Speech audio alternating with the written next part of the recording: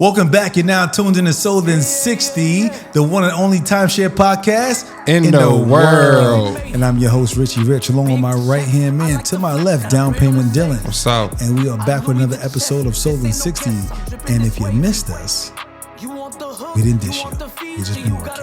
You know what I'm saying? A lot of things in the work, Dillan. For sure, working hard. The supporters want to know, like, where's my people at? Because they look for their weekly dose of energy, source of income, motivation, you know what I mean? Like, yeah, really. I mean, what we've really been doing is sitting back, reading the comments, right? We're peeping the comments.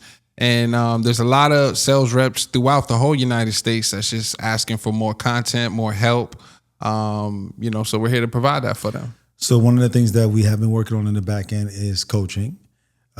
Not just coaching, but then support, also curriculums, also daily tools for you to use throughout your career, whether it's current sales, past sales, not just the GPT, which is one of the greatest tools that a lot of people use right now, still available, but objection handling and also deal retention.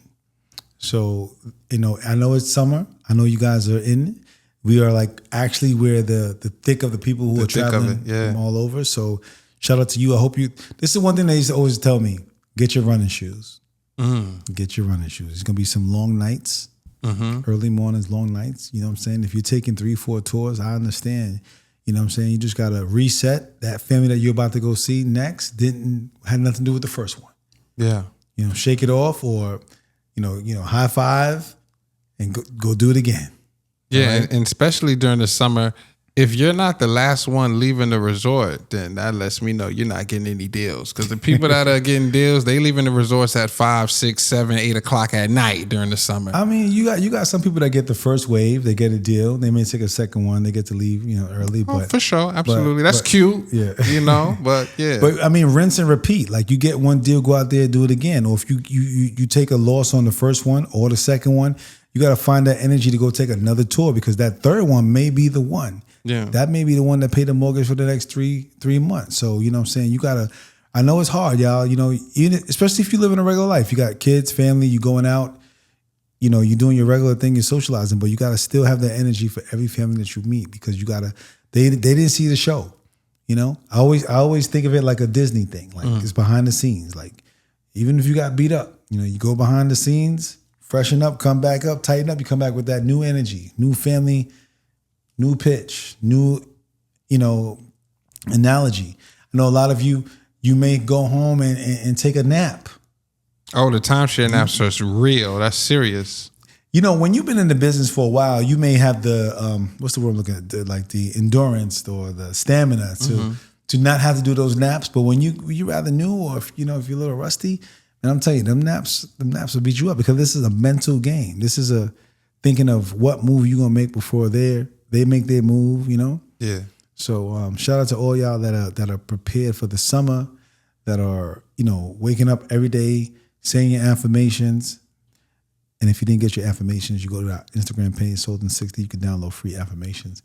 You say your affirmations, you get your mind right, you take your tour, you put in your best effort, you overcome the objections with the objection cards that you've been studying. Oh, for sure. And you help somebody change their lives and change their family lives and make sure that they're vacation. Or if they have a problem, you fix the problem. Because if they bought something that doesn't work the way it needs to work, you identified that and you fixed it.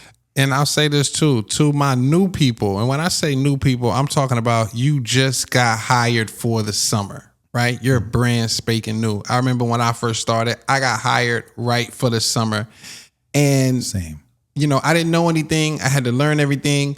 So if there's people, if there's coworkers, if they're making, $20, $30, $40,000 a month right now, and you're not making that because you're brand new, it's okay. All right. Sit back. You're going to screw up some tours, learn the process, try to shadow other people, try to listen what other people are saying on other people's tours. If the summer is not for you, obviously learn what you can now and then prepare yourself for the next holiday or the next high demand season. And I won't even say if the summer's not for you, but if you're new to business and you just started, everything is moving fast. Like really fast. The people that's out there already doing it with experience, they had that time to have that learning curve. Like I started in the summer too. I think I started after 4th of July. So that era, things is already in motion. Like there's tour after tour after tour after tour. There's not enough time for the TO to mentor you or to sit down and talk with you about what's going on. You're gonna learn as you go. You're gonna see things happen and be like, well, how the hell that happen? What I would recommend is just be in it.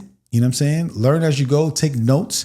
Every time a manager comes to your table, they're gonna say something new that you can use later on.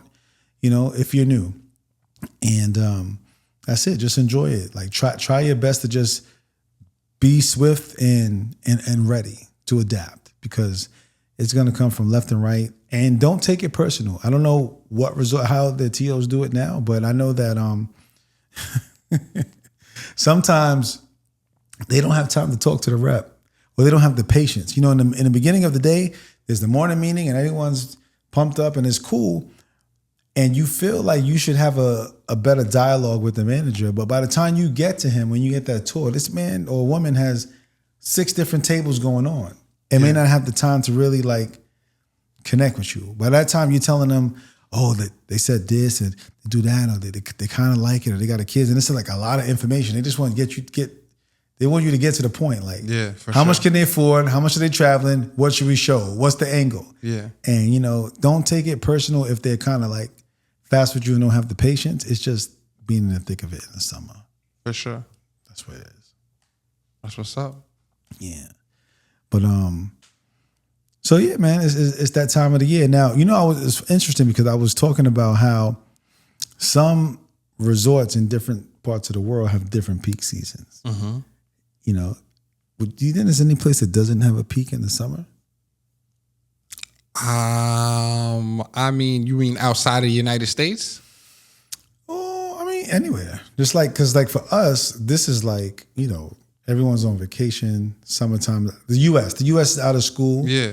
I met somebody the other day. They said that the kids were still in school all the way through August or something. But I mean, ski resorts, like a Park City, is it still popping in the summer? Oh yeah, that's interesting. I don't know if you guys are in Park City, Utah right now. Leave a comment. Let us know what's going on during the summertime at a ski resort. That's interesting. Because a lot of ski resorts, they probably still do hiking and stuff like that. Yeah, you know what I mean. But I mean, when you're up there in the mountains like that, just because it's summertime for us, it's probably still snow at the peak of the mountains, I would assume. Once you're so high up, elevated, there's always going to be snow up there. But I don't know how that works. I'm not a snowboarder. I don't know. I've been in Vegas and it was hot and I could see snow up there. Oh, really? Yeah. Okay. Like, you lived in Vegas, no? No. Yeah. So, I mean, shout out to, if you guys are in different seasons, let us know. We want to know. You know what I mean? Like, you're talking to people who are just in the Florida part of the world. I was actually looking on Arda's website and it was showing the list of different resorts that they have, and who has the most units, who has the most 2 bedrooms. Mm-hmm. Because 2 bedrooms is like very, very like popular. Mm-hmm. The 1 bedrooms and the 3 bedrooms, there's not that many in the industry. You know, like one of the highest demands. I would say the 2 bedroom is probably the starter kit. Like when you first get involved in timeshare, you're probably most likely going to start with a 2 bedroom. You think? I mean, it's probably not going to be any higher than that unless you're a big well, you know, with a lot of money to spend. I mean, I've saw a few 1 bedrooms. 1 bedroom every other year, 1 bedroom every year. 1 bedroom with a bunk bed that trades is a bunk bed that trades as the 1 bedroom. Like with a family, a mom and dad with kids, 1 bedroom. See, the problem is this, man. Sometimes people buy just the affordability. Yeah, you know what I'm saying? Just because they're thinking I can use getaways, I can exchange, I can upgrade my exchange, you know what I mean? Like, it just depends. Sometimes people buy for affordability. Pay a fee to upgrade for extra bedroom or extra unit or something like that. Yeah, for sure. So, you know, one of the questions that people are asking, and I get this a lot, is the industry dying? Like do people still, I've heard people about the industry, they be like, people still buy timeshare? They do. And the truth is, the industry is strong. Industry is a $10.7 billion strong industry. Mm-hmm. I don't know why people think it's dying.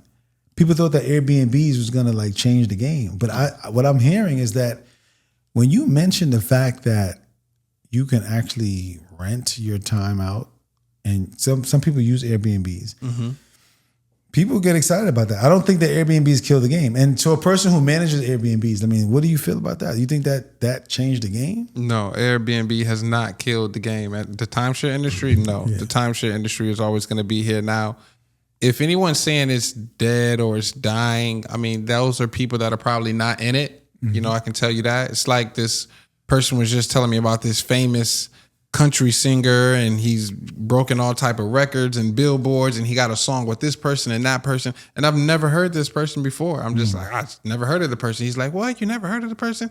Same thing with the timeshare industry right now is only getting bigger and better and bigger and better and more creative, and sales reps are making more money than they ever have. So, you know, it's definitely not dying. It's not going anywhere. Anybody saying that they're not in the industry.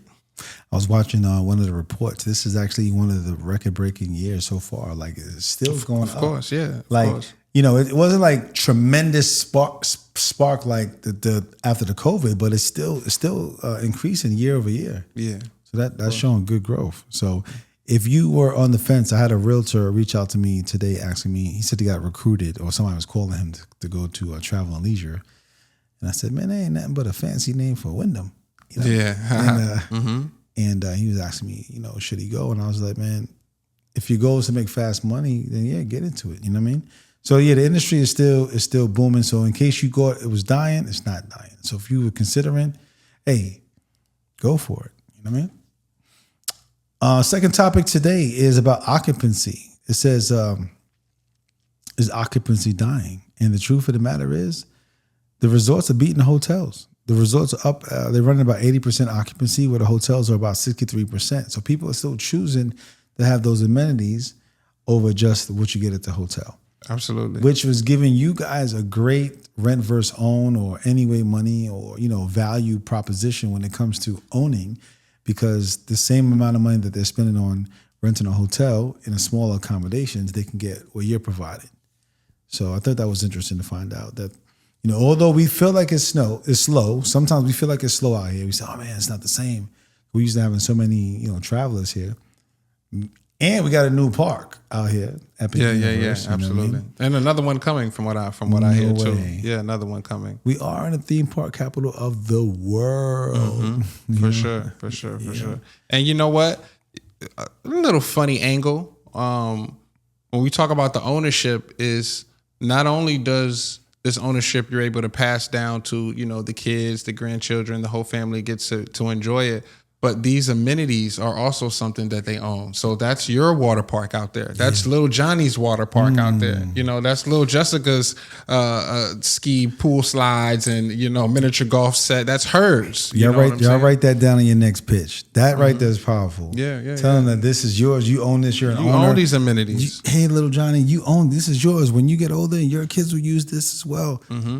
That's a little deep. Yeah, that's a little nugget. Okay. Hey, they sleeping on Soda 60. We back, baby. My boy been in the works. Write that down. For sure. You know, I was talking to somebody, and I remember in the script, we spoke about how some resorts charge you to use the amenities, but at this particular resort, it was included. So those fees you don't pay when you go to certain other resorts. Yeah. You know what I mean? Like, you may not think that paddle boating on the Swans is the big deal, but if you go to SeaWorld, you pay the paddle boat on the Swans when some resorts have that. You know what I mean? And nowadays, I mean, again, we've come a long way. We're in 2026 now, so these amenities are not just paddle boats anymore. You know what I'm saying? We're talking about full VR, arcade, showrooms. We're talking about, you know, $14 million water parks. This isn't just a slide where the water just shoots out anymore. Right. Like, these are real amenities. Yeah, you got lazy rivers, all that, you know, laser tag. Big. Chuck E. Cheese just did a deal with one of the resorts here in Orlando now, so it's big. Yeah. So, and speaking of the growth of, you know, and the amenities and where the maintenance money is going to, one of the things that we talked about was the buyers. The buyers have changed. It is not your mature family who's been been traveling for quite some time. They're saying that the average age of a vacation ownership buyer has dropped to 39 years old. Yeah. So it says that millennials are buying. Around 60% of the millennials prefer to travel using the membership subscriptions than property ownership contracts. So here's the pitch. Why buy a vacation home that's static when you could buy the vacation home that has wings and wheels that you can use anywhere around the world. And I think that if there's one generation that understands flexibility, it's the millennials. For sure. So at once upon a time, you think that they wouldn't buy because they knew about Airbnbs and they're tech savvy, but believe it or not, they get it. It's about how you deliver it, you deliver it. I had some reps that told me complaining, oh, I have these 25-year-old kids on my presentation and oh my God, she only does hair and the husband washes cars, blah, blah, blah, blah, blah. 30 minutes later, they call me, oh yeah, I'm indeeding $20,000 deal. Yeah. And I'm like, you know, what are you judging them? Because like, come on, if they vacation, obviously, if they want a vacation, obviously, then they're going to spend the money. Then obviously you show them alternative to, you know, save money and, you know, rent out their ownership or whatever the case may be. I think it depends on how you deliver it, right? And how you show the flexibility. Because, you know, before our time, it was simplicity. Take a house, divide it into 52 weeks. You come on the week that you own, and you could probably move it around. But I think now with the more flexibility of majority of the industry is using points, showing you that you can use the points for different things. Yeah, for sure. You know, and to transition into that next topic is it's just saying that point-based systems are the new founder, because now you know how to sell flexibility. When you overcome, now I'm a person who came from the weeks side of things, and most of my peers have got into the point side of things, and I was against it. I said weeks are easier to sell than points. Yeah, if you guys go back to Sold in 60 episode like 1 through 10, you'll hear Rich, you know, praising weeks, and we're looking at him like he's crazy. Yeah. Because I mean, like, you know, when you believe in something, you believe in something, right? And you say, you know, what's easier to manage, 100 pennies or a dollar bill? A dollar bill. But when you explain to someone that, you know, that same the point system allows you to use it in many different areas, and when you have enough, you cover the cost that most people care about. Whether it's airfare, whether it's car, whether it's food, whether it's cruises, you know, whether it's you know, different things that you can use it for. Nowadays, you can use it for vacation homes. You can use it for culinary cruises. You can use it for vacation tours. You can use it for vacation homes. It's like, damn. Yeah. You know what I mean? Like, obviously, you have to have enough points to use it for that. But the fact that you have the opportunity to, if you acquire that much points, that's flexibility. Because if I was to buy 10 weeks, I only can use 10 weeks. That's it. You know what I'm saying? Yeah. I would have to then offset that to get, you know, capital to then use for the other things. But when you can actually use your points for all those things without the hassle, that changes the game. So I give props to you guys, you points guys. I have to give it to you. And a lot of the times where they say it's the younger crowd that's buying the timeshares because the older crowd already owns it. Yeah. You know what I'm saying? They've been owners, long-time owners. Yeah. I think that you know, we went through a phase of people who would leave to their children and say, or want to leave to their children and say, the kids don't want it. Yeah, you're saying for the kids, but the kids don't want it. And I think that they just don't understand how to use it. If the parents were saying or complaining, oh, the maintenance keeps going on, oh, I can't get where we want to go, the exchange doesn't work, and they're hearing those things, I can see why they would say, we don't want it. They heard the struggle. But when the child comes with the mother or the father or the parents to guard them so they don't upgrade again, if you can incorporate them into the presentation and show how the new flexibility allows them to use it in a better way, then they may appreciate the product a little bit more. Mm-hmm. You know what I mean? And I think that's very important, because you have people that will look up stuff to see if what you're saying is actual and factual. What do you mean, look up right there on the table, or as far as the exit program? So the game has changed, right? So let's go back to like the 80s when the industry first started. There was no internet to be looking up, right? So money was flowing left and right. I keep hearing the stories about the guys who got rich and wealthy from back in the day when this first thing came out. And then, so we go from fixed weeks, then we go to floating weeks, then we go to points, and we have this carousel of progress through the timeshare industry. And then you have complaints. And then you have these websites, and you have these things that people are hearing. And then you have your Dave Ramsey's, and then you have your Wesley's Financials, and you have all these people that have negative things to say, right? And now we have AI. Damn, forgot about AI. Yeah. And now you're on the table, and a person is like this on their phone, and you have the right to be like, what did chat tell you? Yeah. You know? And let's address it right here. Because, I mean, honestly, right now, depending on where you're working at, but, you know, chat is trained. And I could tell you, if you ask which is the best timeshare company in the world, you'd be surprised on what comes up first. That's funny. You know? So I say all that to say that you have to be swift and ready. So when you get a younger family on the table, be prepared for that. And it's normal. You know what I mean? If you're going to have a cancellation, they're going to go home and look up stuff regardless. So now they're doing it right in front of you. Just make sure that your facts match what they're going to see if they search, and be ready to overcome it. Yeah. Either that or work on a prompt that you could tell the family. Like if you see them in chat, say, hey, tell this to chat. Type this in chat and make them, type what you tell them. But you're going to have to somehow create some type of prompt that's going to show timeshare in a good light, because chat will expose the good, bad, and the ugly. Everything. But for the most part, from what I'm seeing, it's been fine. You know what I mean? I think the only thing is, I go deep in chat. I use chat, I use Claude, and I compare the two. But at the end of the day, it doesn't have anything bad to say. There's just some challenges that people have. Like, does fees go up? It could. Do people stop vacationing and then still have the commitment to pay a maintenance and taxes? They do. Yeah. But there's some companies that have ways to offset those costs. Some companies have a way to exit the program. Yeah. You know what I mean? Sure. So, that chat might not know. Chat doesn't know everything in the world. You know what I'm saying? It knows majority, but not everything. Correct. And, so just be prepared. I think that we have a new customer that's some are tech savvy, some are not. But believe you me, whether they purchase on the spot, it hasn't changed. People still go to the pool and say, yo, I was a sucker, I bought. People say, or call their friend and say, hey, I bought. Or get on the internet and be like, I just bought this. Did I make a good decision? You know what I mean? So just be prepared. I think if you're in-house, though, you don't have to worry about chat as much, because your owner already has skin in the game. And at that point, you're just trying to create a problem and fix the issue. I don't think that has anything to do with chat. Shout out to all my in-house people. I think that, and we began to do some series when it came to in-house.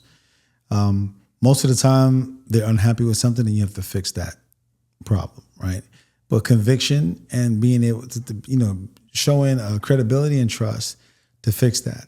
If you're upgrading them to something bigger that has more flexibility or better usage, then you're in good hands, because you're showing them improvement, But it's more of the brand new owner, the skeptical owner, that's going to be looking for, did I make the right decision or not? For sure. You know what I mean? So it says maintenance fees are up 38%. Here's not to lose a sale over it. Just like you said earlier, brother, the stuff that come along with the resort, the amenities that come along, there has to be a value, right? Some resorts, I don't know if y'all know this, but this is what I want you to think about.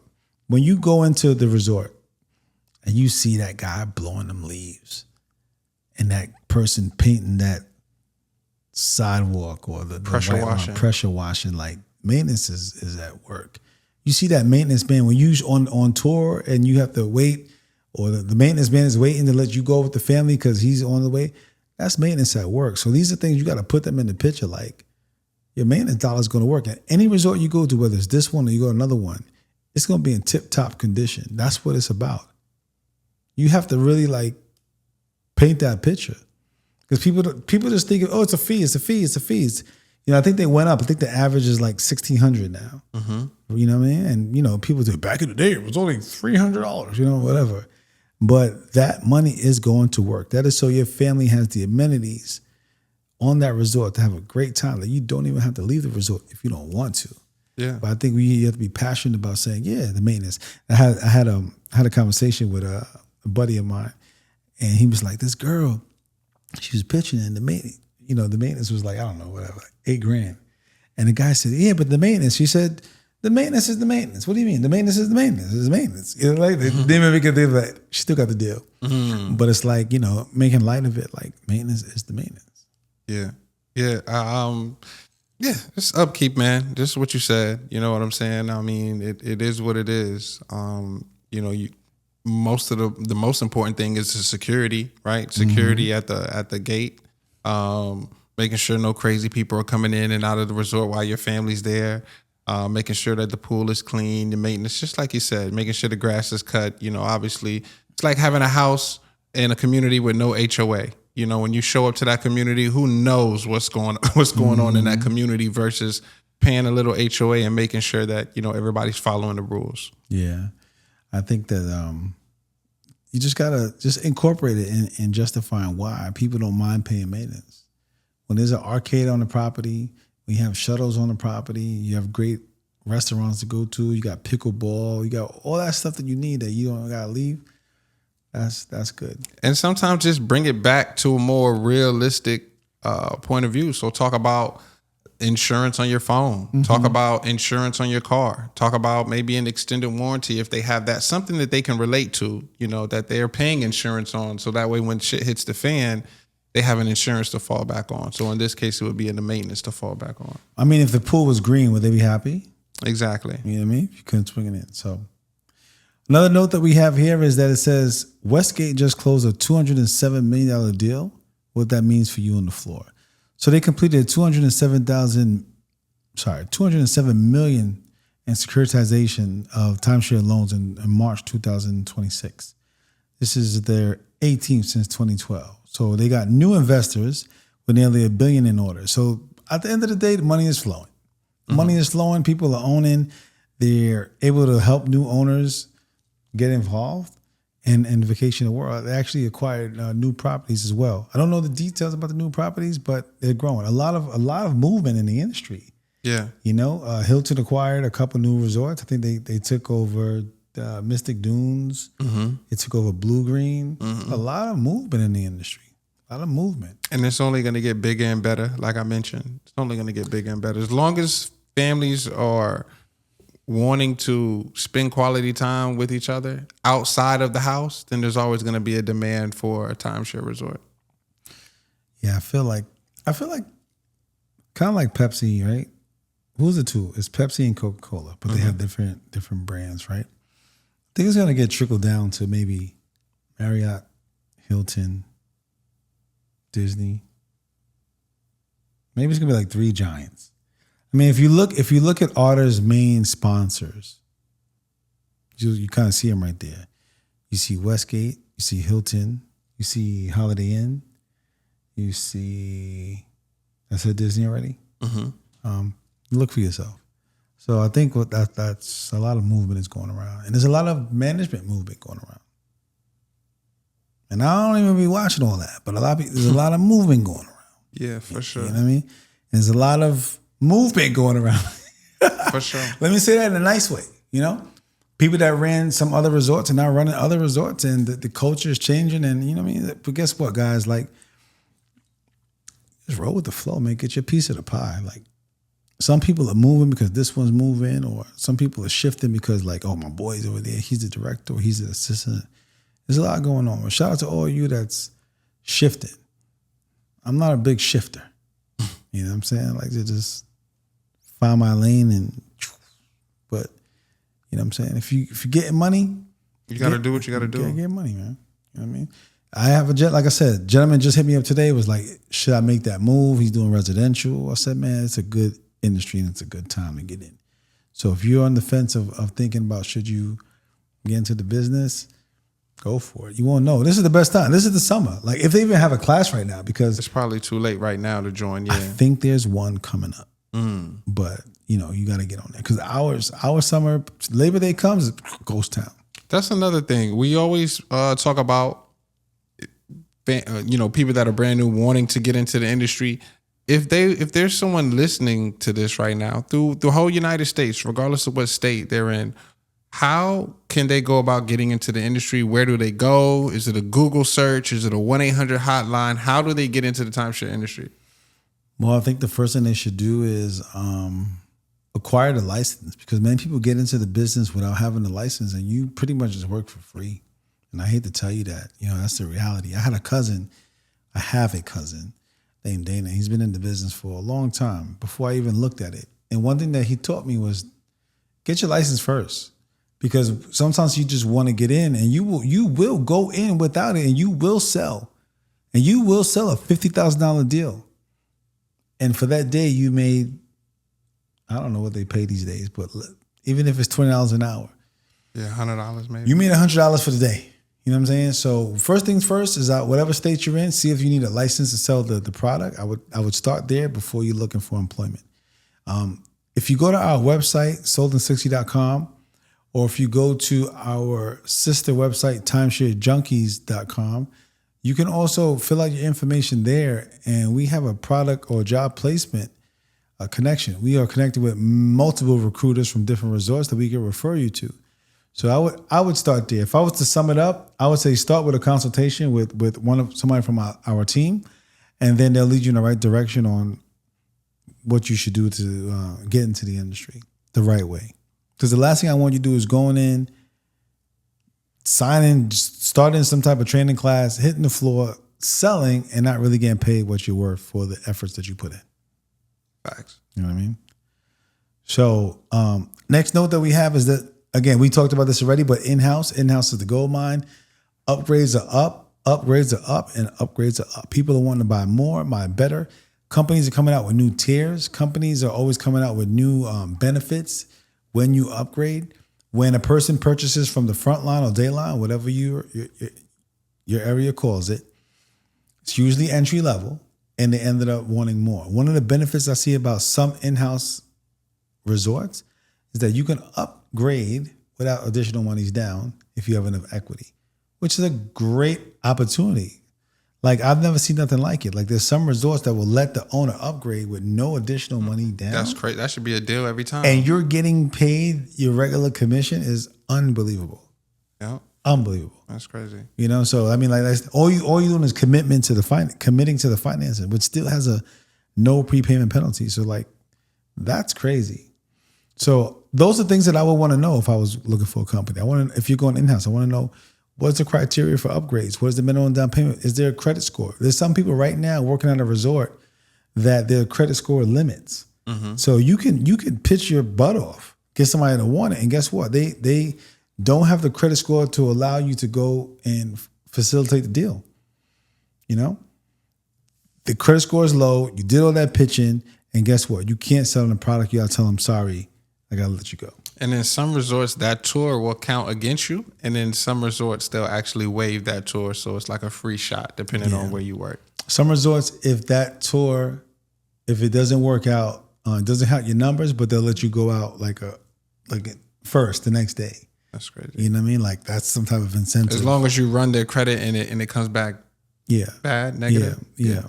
So my goal was to always run a family's credit. That was my way of not letting a family come in here and kind of like taking advantage of me or playing me. I would make sure that I run your credit. So you don't have to buy, but I'm still running your credit. You know what I'm saying? And it's good.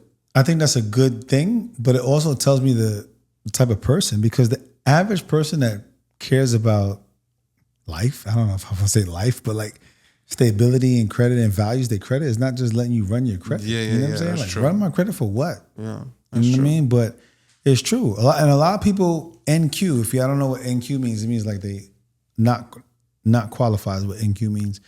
They will NQ a family by running their credit. Like, hey, we want to get you out of here. We don't. If you're not interested and you have bad credit, we can get you out of here sooner. You don't got to stay for the 90 minutes or whatever. Just got to run your credit. Yeah. And then and if you see that person, I mean, to me, that tells me a lot about a person. Yeah, they'd be like, all right, run it real quick so I can get out of here. That's hilarious. Yeah, you know what I mean? I was personally never a good NQer. I would just take the tour and go for it. I wasn't a big NQer. Maybe I chamber at the clock, I would do better, but because, some people watch their numbers, watch their VPGs, but I didn't do a lot of NQing and calling the room and see if they have a spouse there. If you say you're single, you're single. You know what I'm saying? I'm trying to sell you. But there's some people that's really good at NQing or really qualifying, like, what do you make? Like, there's no way this janitor makes $60,000. You know what I mean? Like, or they'll look them up on Facebook and see if they got a spouse. I mean, because I was just taught a shot is a shot. You know, if they can fog a glass or fog a mirror, it's an opportunity. What I do find is that, you know, the people that you think that we all prejudge. You know, one of the things that we train people is not to prejudge, but I think everybody prejudges. Everybody, bro. And that's the sad part, because you may see somebody with a designer shirt on or jewelry on, and guess what? That'd be the person who they're not buying. They don't qualify it, or they're not buying. Yeah. Don't let that fool you. It'd be the person that you look at them and be like, oh man, they got 12 kids and look how he dressed and he has on these flip flops, and that's a bullet. And that'd be the person that buy. You know, when I've taught farmers, you know what I mean? Those are big deals. You sleep on them. So I'm not telling you don't prejudge. We used to tell you don't prejudge, but you gotta prejudge. Do your thing. Well, I'm saying you just never know. I'm not a good NQer. I just go through the motions and see what happens at the end. I think the magic always happens at the end. You know what I mean? You never know. You never know. And last but not least, all-inclusive resorts are coming to the timeshare industry. That'll be a good thing. You know, I know that I was at a resort that tried it. They tried it. They tested it. It didn't last. But if we get all-inclusives coming to the United States, that's going to be a good thing. I think it would be. I think it'll be very competitive. I'm sure it would cost more for ownership because of the overhead. I don't know how that works on food and beverage. I don't think any all-inclusive resort makes money. I mean, how can they when it's all included, unlimited, nonstop? I can just come up here as many times as I want, grab whatever I want. I don't have to eat it. I can just get it, throw it in the trash, and come back and get another one. It just doesn't make sense. I mean, if the cruise can make money off of it, if Chuck E. Cheese can make money off of it, if what's the other place with the good ass biscuits? Golden Corral can make money off of it, like as far as all you can eat. There's a fact. I mean, there's only but so much a person can eat. You know what I'm saying? Like, They probably, you know, it's probably like, I mean, gym memberships, right? We have subscriptions, and there's some people that don't show up, and they get that like there has to be a balance to it. There's gonna be humans that eat a lot and consume, and there's gonna be humans that there's got to be a profit margin. Yeah. And what knows? They say it's coming. We'll see if it's coming. It will be good. Shout out to everyone who uses Interval International for the getaways. I don't know if you guys noticed, but Interval Internationals now, when it comes to the Caribbean, and they were all-inclusive resorts, they're now adding the food fee in it. Oh, okay. So mandatory. Before, it used to be like a fine print. So you could show a getaway to Moon Palace. Oh, for $300. $300. Gotcha. Now they added the cost. Yeah. So now that same $300 is like hilarious. $1,400. So you know how many deals I got off the Moon Palace showing for $300 for the week? Yeah. So be careful on that. So if y'all want the hack, all right, I'm gonna tell you like this. If you use Interval International, shout out to, if you use RCI, shout out to you. I don't know RCI like that, but if you use Interval International, when you click on the exchange button and you go down to, I think it's either My Units or Certificates. My Units, Certificates. Click on the certificates. Yeah, My Units, yeah. Click on the certificates, and then it'll let you pick the location, and it'll show, like, you can use that for like getaways, and it won't show the crazy numbers. Just pick some good locations, you know, Orlando, Arizona. Pick some stuff in the One US. thing about Orlando, always have getaways. Always good spots too. Good spots. Star Island, that's a Wyndham property, right? Star Island. Star Island. Marriott's. Everybody's in the getaways. I've never been to Magic Tree, but I seen Magic Tree. I seen Westgate's in there. I seen Marriott's in there. Like, some good Vacation getaways. Village, everything's in there. Yeah, man. So, you know, I mean, again, if you're in-house, obviously you don't pitch getaways, because if the owner knows they can use getaways, why should they buy more from you? But if you're on the front line or your day line, you know, getaways is the key, man. Like, let them use it. And you can probably put it in a guest certificate. Guest certificates went up to $89. What were they before? 79? They went 69, they went 79. But at the end of the day, if you could put in somebody else's name, charge your family member more, make a little bit of money, you can make your ownership pay for itself. You know what I mean? So, I mean, listen, so soldin60.com is the website. You can always see the episodes. You can always go back. You can always get some jewels. We have some things on there for y'all. Coming for the end of the summer is the timesharejunkies.com. Timeshare Junkies. You had a comment the other day. There was a comment that we got on social media or YouTube, one of those things, and it was a supporter, and I appreciate y'all because that's our form of communication. When you comment on a video, when you DM us on Instagram or any platform, that's our form of communication. And someone said, well, why don't you have coaching? Why don't you have a class? So you ask, we listen, and it's coming. So the best way to stay in the loop is to click the bell, get notifications when we drop, follow us on all platforms, whether it's Instagram, whether it's Facebook, whether it's YouTube, whether it's Spotify, whether it's Apple Music, Audible, just lock in because that's where the information is going to come through. Or in person. People have been running up to me at restaurants. Down payment, Dillan. Oh, yeah. No one's ran up to me. For sure. Yeah, that's what's up. You see us in person, it's like, yo, pull up. You know what I'm saying? Because we did this for y'all. We did this for y'all. Again, I love to say it. For the people, by the people. We know what it's like to not have access to a mentor or to have the guidance or the support or to get the information. That's what this is all put together for. So, you know what I'm saying? I hope today you got some value. We got a lot coming for you. If you missed us, we're back. You can always, tap in. The coaching program is there. The class is there. The daily motivation is there. We got a goal tracker. Maybe next episode we'll go into details and talk about some stuff. But listen, wow, we love y'all. We appreciate y'all. Don't forget to like, subscribe, share with somebody. Share with somebody. Send this to them. Yeah. You know what I mean? We are coming to different resorts in different ways. You may get pens distributed in the morning meeting. You may get donuts distributed in the morning meeting. Some resorts already gotten, little gift bags and things like that. Mm-hmm. And don't hoard this information. You might think you watching Sold in 60 and you grabbing all the nuggets and the jewels and you're going to keep them to yourself. You'll be surprised that some of your coworkers are watching this same show and you guys don't even know it.